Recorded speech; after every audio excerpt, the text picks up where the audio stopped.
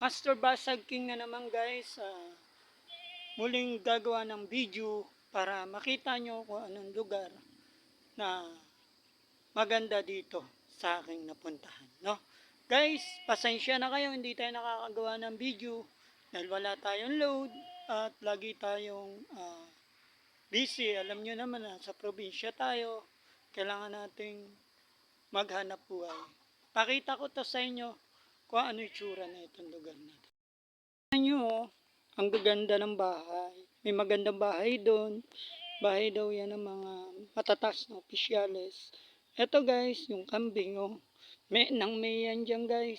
Ayan, tinatawag yata yung nanay niya. Ito naman guys, oh, ang ganda ng paligid. Oh, kabukiran. Ayan. Diba? Yan yung pinagsasakahan nila dito. Yan, tambakan nila dito guys. Ayan. Para pag matuyo, sinusunog. Ito yung lubluban ng kalabaw, inuman ng pato, lahat na. Yan guys, bundok to. Ito guys, bundok. Ayan. Hindi nakakalam.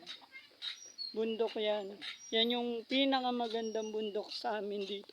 Pero guys, ang balita ko, yung bundok na yan gagawin na daw subdivision. O, ayusin. Pero tingnan nyo naman kung ano kaganda yung bundok na yan. Diba? Ayan. Tingnan nyo yung gilid. Check nyo. Diba guys? Ang ganda ng paligid. Dun minsan tumatambay ako. Ayan. Ayan. Diba guys? Ayan. Pakita ko sa inyo ng mayos. Oh. May bata pa dun. Ayan. Diba? Oh. Ganda ng kabukiran dito.